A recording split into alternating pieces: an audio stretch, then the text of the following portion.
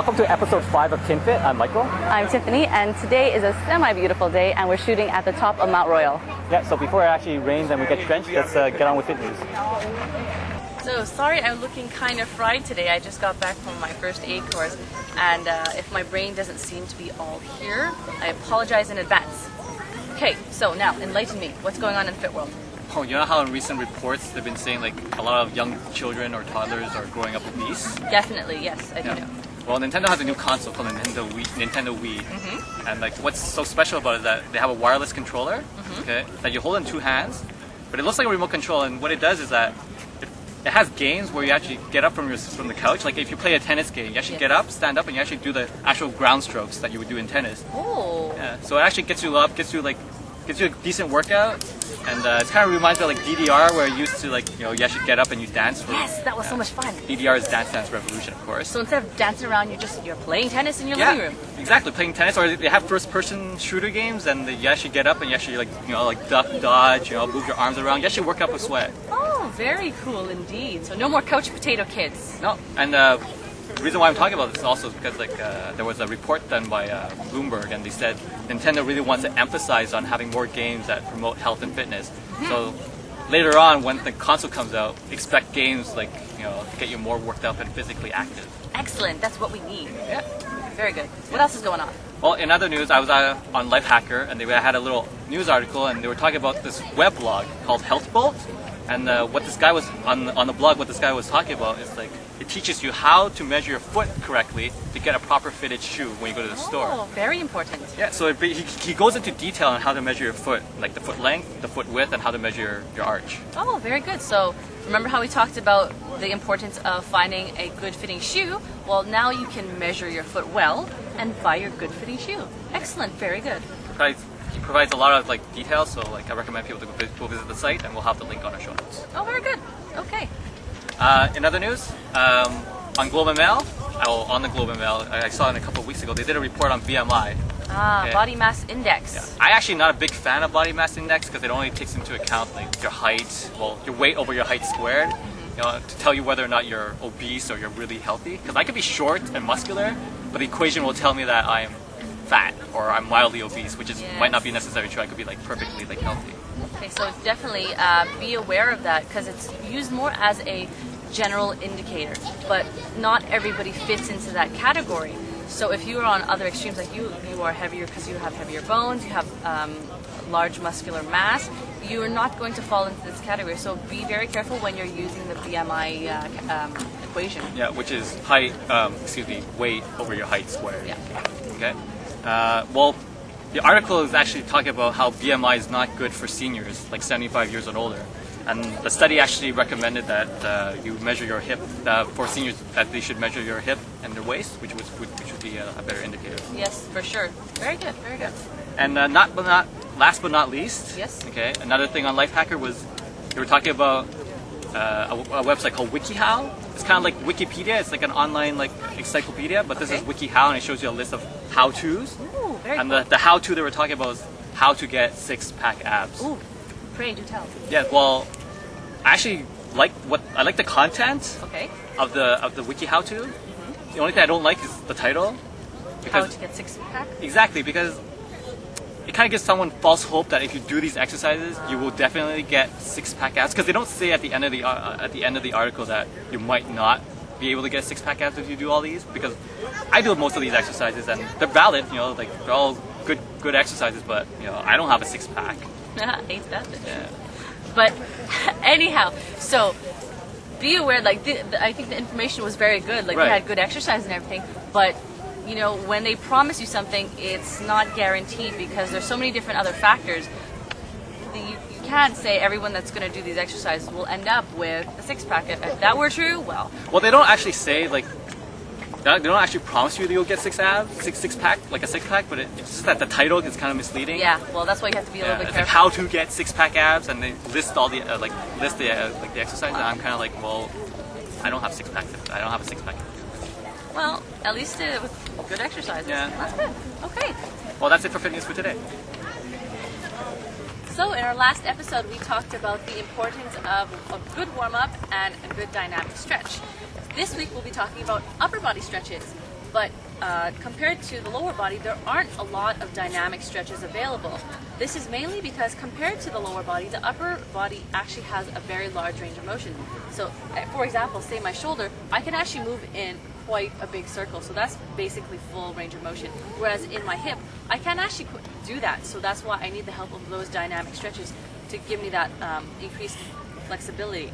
So instead, we'll have our regular upper body stretches, which are still very, very important to do after exercise. So I'm going to have my friend Vince come over and help me demonstrate.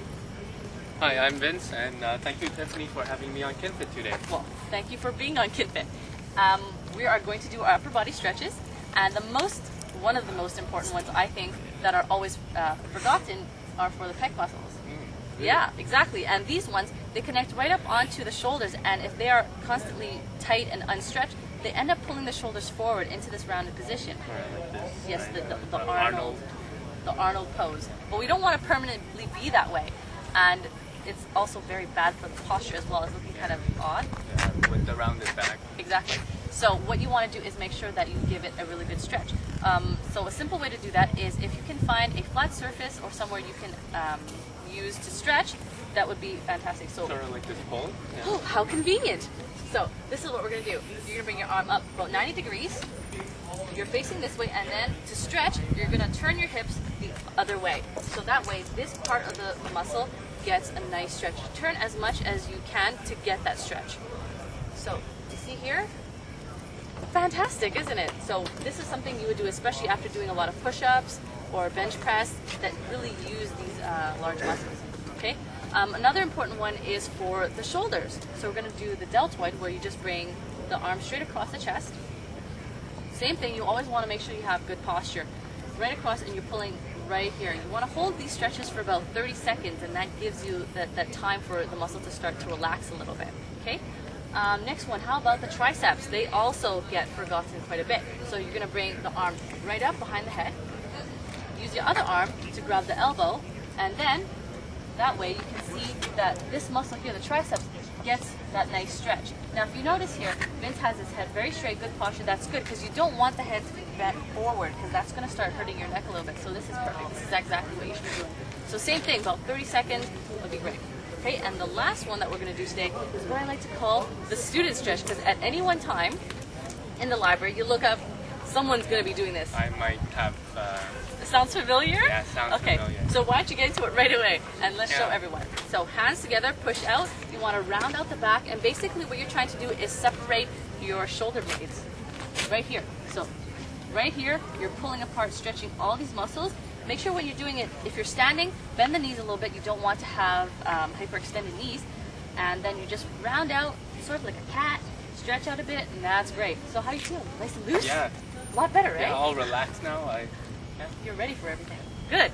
So that'll be it for Fit Tip this week. So today on In Foodmation, we have a little food tip for you.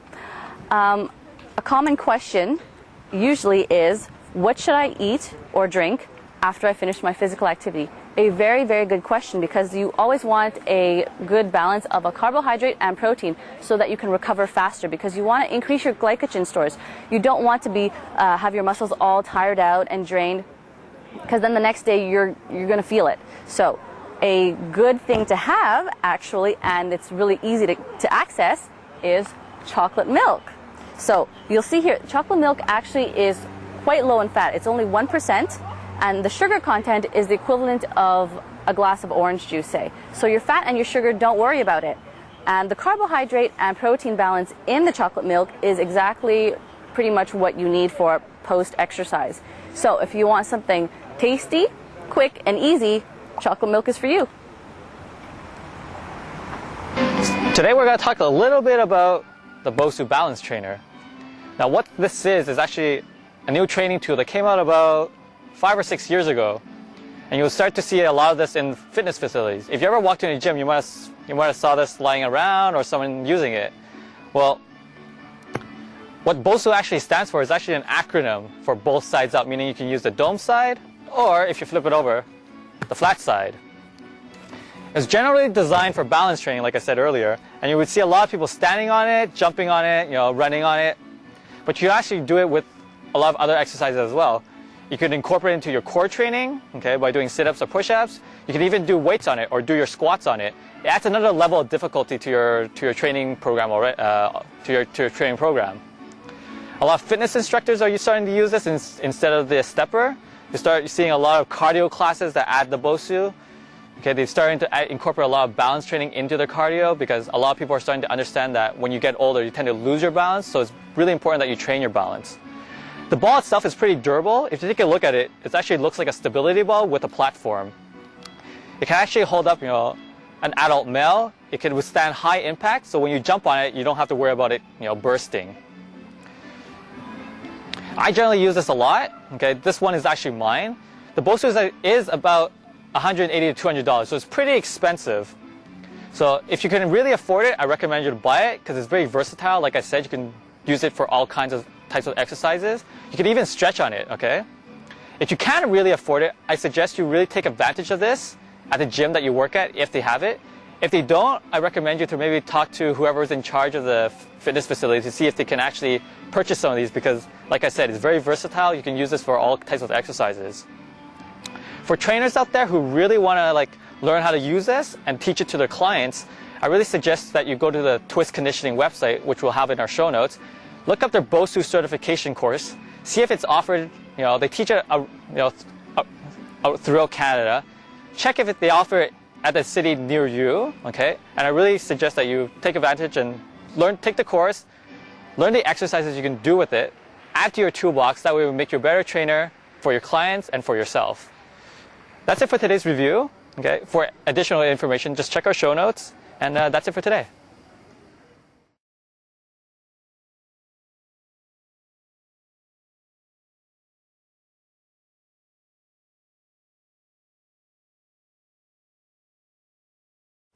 So this wraps up another episode of KinFit. We seem to have lost our lighting. And it's also starting to rain, so let's get our butts out of here. But please check our show notes for any of those links that we thought were important for you to check out.